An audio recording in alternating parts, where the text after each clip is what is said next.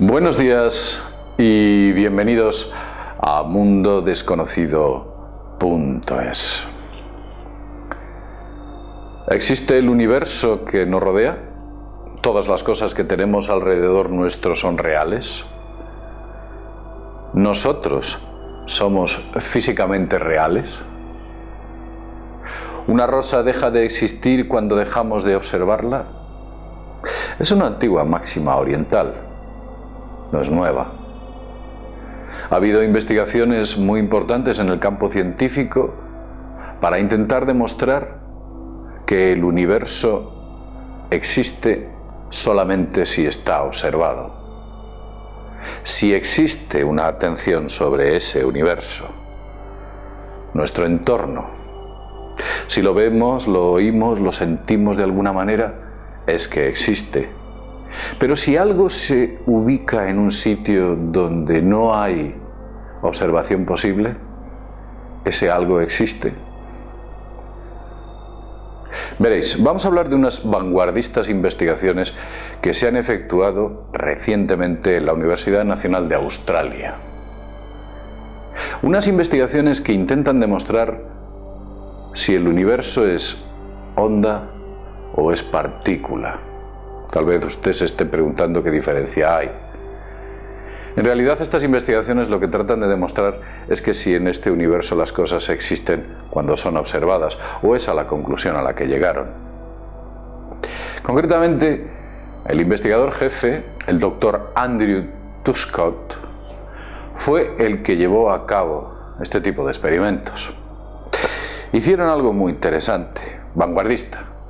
Hace años, cuando se propuso la famosa idea de las partículas y las ondas atravesando la rejilla en 1978, no se disponía de la tecnología actual capaz de hacer el experimento que hizo el doctor Andrew Truscott. Pero voy a explicaros qué es lo que descubrió sobre la realidad que nos rodea este impresionante experimento del que tampoco se está hablando, y en realidad se debería hablar mucho. El señor Truscott hizo lo siguiente: cogió un grupo de átomos y los fue separando con una impresionante técnica que disponen. Estos átomos que fue separando poco a poco, finalmente dejó solamente un átomo. Y lo dibujo así sencillamente porque no somos capaces de entender si es una esfera o no, ni siquiera eso. Este átomo que dejó lo lanzó a una gran velocidad y hizo que esta partícula o onda atravesase una rejilla de un haz láser finísimo, ultra fino, nano fino, diría yo, algo que evidentemente hace años no se podía hacer. Esta rejilla, concretamente, y vamos a dibujarla así, estaba dividida por una serie de láseres verticales y horizontales. Vamos a dibujar correctamente este átomo a escala para que podáis entender qué es lo que hizo el señor Truscott. El átomo que inicialmente consiguió apartar y lanzó a gran velocidad contra esta rejilla, una velocidad impresionante. Esta rejilla, fabricada por haces de láser, detectaría si esta partícula era una onda o una partícula, como he dicho antes. ¿Cómo se pudo averiguar? Pues muy sencillo. Si el átomo pasa entre los brazos, si el átomo pasa entre este espacio de la rejilla, siempre e indefectiblemente pasa a través de ese recuadro que acabo de dibujar, bien sea aquí, bien sea aquí, o en cualquier otro sitio. Si esta partícula o esta onda atraviesa siempre y constantemente entre los brazos, lo que ha descubierto es que la partícula es una onda, una frecuencia, no tiene masa. Pero el señor Touskot llegó más lejos. Decidió poner una segunda rejilla en esta parte, en una parte posterior. El señor Touskot colocó otra rejilla, vamos a dibujarla bien, aquí concretamente,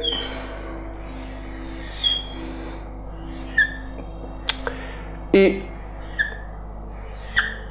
había sensores en los sistemas que él tenía que detectaban por dónde pasaba en la primera rejilla y por dónde pasaba en esta segunda rejilla. La segunda rejilla se generaba al azar, no era siempre fija, a veces era más grande, más pequeña, se movía a un lado, a otro, era aleatoria. Vamos a utilizar este símbolo para indicar que era aleatoria. Y la primera era fija, inamovible. Y lo que ocurría era lo siguiente.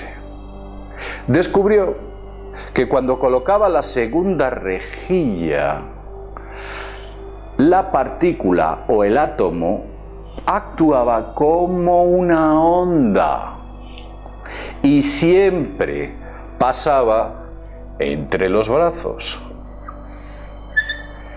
Pero cuando había una sola rejilla, y esta no existía, este átomo en ocasiones atravesaba la rejilla. Y si atraviesa la rejilla, es que este átomo es una partícula. A veces era una partícula y a veces era una onda.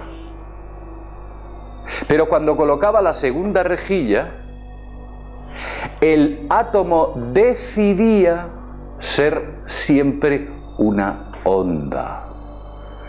Eso es lo que hacía, porque siempre pasaba entre los brazos. Pasaba entre los brazos. Siempre pasaba entre brazos, independientemente de la aleatoriedad de esta segunda rejilla. Es como si tuviera alguna forma de inteligencia, y cuando no existía el fin o la segunda rejilla, era una onda o una partícula en ocasiones. Pero cuando existía la segunda rejilla, siempre era una onda.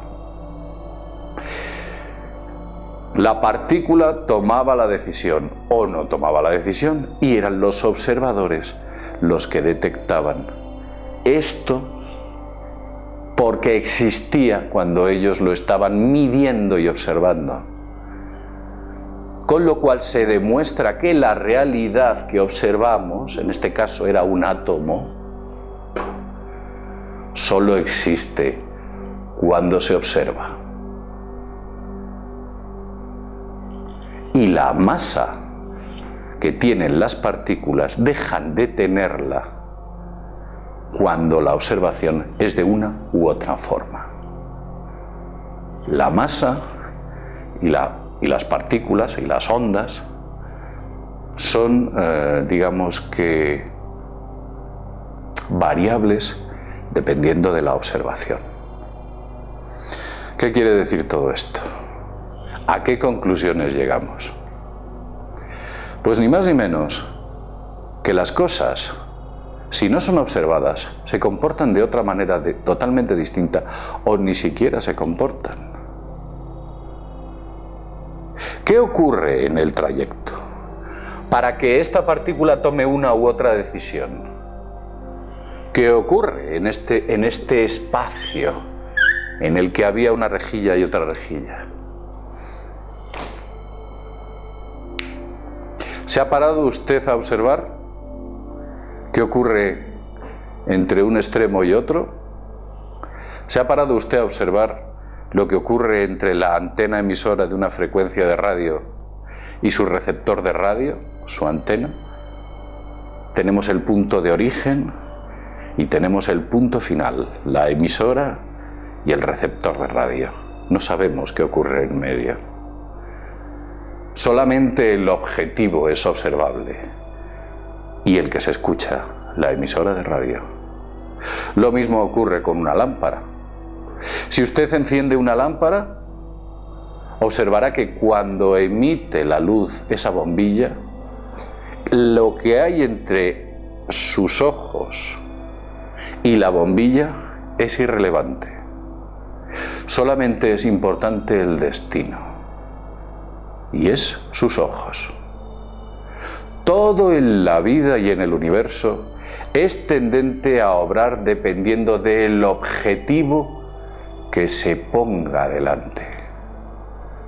Es por ello, y lo hemos dicho muchas veces, que si tus objetivos son los equivocados y deseas lo equivocado, quizás tires tu vida al traste. Pero si tus objetivos son correctos, eres firme en tus objetivos y solo te centras en el objetivo, sin pensar en el camino que hay que recorrer para llegar a ese punto final, posiblemente obtengas muchas satisfacciones en tu vida. No existe nada entre lo que yo tengo y lo que yo voy a conseguir. El camino es irrelevante, solo es relevante el objetivo. Y si tus dudas y tus miedos hacen que ese objetivo creas que va a ser un desastre, así será. Pero si tu seguridad personal y tu fe y fuerza de espíritu te hacen pensar que ese objetivo final se va a coronar con el éxito, lo lograrás. Porque has emitido una onda que, independientemente de lo que ocurra en el camino, llegará a buen destino o mal destino. Tú decides. Pero como veis, y estas investigaciones han sido muy recientes, en este año, junio, como veis, poco a poco se va demostrando de que todo lo que hay alrededor nuestro tal vez no exista. Es como que todo lo que existe alrededor nuestro fuera un fluido macizo, en unas ocasiones con más densidad y en otras ocasiones etéreo. Y solo varía lo que hay entre ese espacio de la nada y mi rotulador en la densidad y la vibración. Nada más. Nosotros existimos porque quizás alguien nos observa. ¿Y quién es el que nos observa? Tal vez esa fuerza creadora que algunos llaman el todo, o Dios con mayúsculas. Piense en todo ello. Piense que quizás todo y nada exista a la vez. Todo sea frecuencia y todo sea masa. Pueden ser y se pueden transmutar en ambas cosas.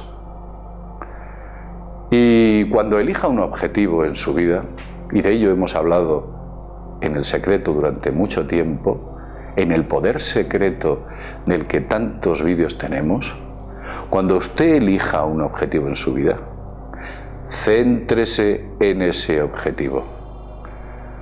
No sea disperso. Céntrese en esa idea como un vector, el final. Esto es lo que quiero.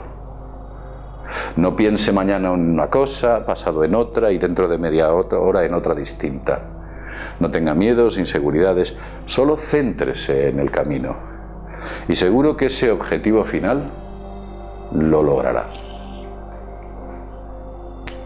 Bien, siempre os decimos lo mismo y me gustaría comentaros, como ya lo he dicho, que este sábado, día 13 de junio, estaré en los Jardines del Retiro por la mañana, de 12 de la mañana a 2 de la tarde, y por la tarde, de 7 de la tarde a 9 de la tarde, firmando libros para todos aquellos que queráis que os firme un ejemplar, pues ahí estaré. en la caseta concretamente de Planeta. Tenemos en la página web puesto un banner donde indicamos las horas y el sitio exacto donde estaré. Y bueno, pues con mucho agradecimiento intentaré atenderos y estar cerca de vosotros.